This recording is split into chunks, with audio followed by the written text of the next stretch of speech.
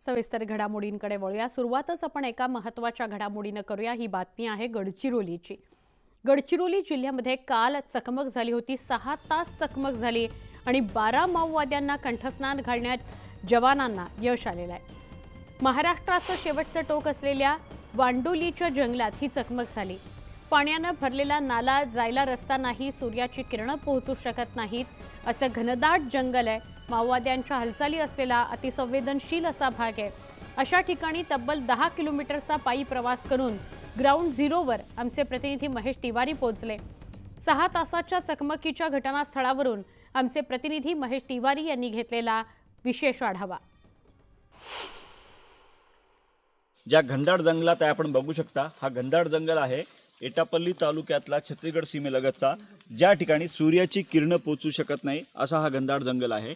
अशा भागात जी चकमक झाली होती वांडोली गावालगत असलेल्या जंगलात, त्या ग्राउंड झिरोवर मी आहे। या ठिकाणी साहित्य पडलेलं आपल्याला दिसू शकते। माओवाद्यांचं एक मोठं लोकेशन होतं, एक कॅम्प होतं, ज्याची माहिती मिळाल्यानंतर SP निलोत्पल यांनी या भागात एक ऑपरेशन राबवलं होतं। हे सगळं साहित्य आता जळत आहे, कुणी जाळलं असेल माहीत नाही, मात्र हे सगळं साहित्य माओवाद्यांकडून वापराचं आहे, ज्यामध्ये जेवणाचं साहित्य आहे। या भागात ठिकठिकाणी भाज्या पडलेल्या विखुरलेल्या दिसून येतात, बॅग आहेत, कपडे आहेत, स्टीलचे डबे आहेत। हे सगळं साहित्य या ठिकाणी दाखवते की माओवाद्यांचा एक मोठं कॅम्प या ठिकाणी होतं। येणाऱ्या काळात माओवाद्यांचा शहीद सप्ताह आहे, त्या पार्श्वभूमीवर माओवाद्यांकडून मोठी घातपाताची शक्यता वर्तवली जात आहे आणि त्या दृष्टीनं माओवाद्यांची ही बैठक होती का असं बोललं जात आहे। C60 कमांडो पथकांनी भरलेला नाला भरून या ठिकाणी जो आहे हा जंगल घातलं होतं आणि त्यानंतर काल 12:30-1 ला सुरू झालेली चकमक संध्याकाळी 6 पर्यंत सुरू होती। सगळ्यात महत्त्वाचं म्हणजे ही चकमक कशी भीषण होती हे मी तुम्हाला दाखवण्याचा प्रयत्न करतो। या ठिकाणी काही ठिकाणी बंदुकीच्या गोळ्या आहेत का हे आपण शोधण्याचा प्रयत्न करूया।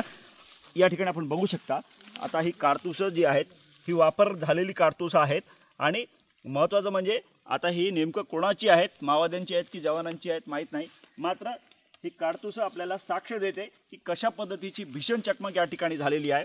दुपारी चकमक सुरू झाल्यानंतर C60चे PSI सतीश पाटील आणि एक जवान जखमी झाला होता। त्यांना लगतच्या बांधे छत्तीसगडमधल्या गावात नेऊन हेलिकॉप्टरने एअरलिफ्ट करण्यात आलं होतं।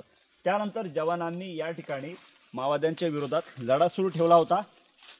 उपमुख्यमंत्री देवेंद्र फडणवीस गडचिरोली जिल्ह्याच्या काल दौऱ्यावर होते आणि त्याच सुमारास या ठिकाणी एक मोठं ऑपरेशन C60च्या जवानांनी केलेलं आहे। हा जो परिसर आहे, मोबाईलचं नेटवर्क नाही, छत्तीसगड सीमेलगत असलेला भाग आहे, जिथून जिल्हा मुख्यालय 200 किलोमीटर आहे। अशा भागात C60च्या जवानांनी हे ऑपरेशन केलेलं आहे आणि मी कशा पद्धतीने कठीण परिस्थितीतून इथपर्यंत ग्राउंड झिरोवर पोहोचलो हे तुम्ही स्वतः बघितलं आहे। भरलेला नाला पार करणं, रस्ता नाही, अशा भागात C60चे जवान आले होते आणि त्यांनी ही संपूर्ण ही जी यशस्वी चकमक आहे ही पार पाडलेली आहे। महेश तिवारी, न्यूज 18 लोकमत, वांडोली जंगल परिसर, गडचिरोली।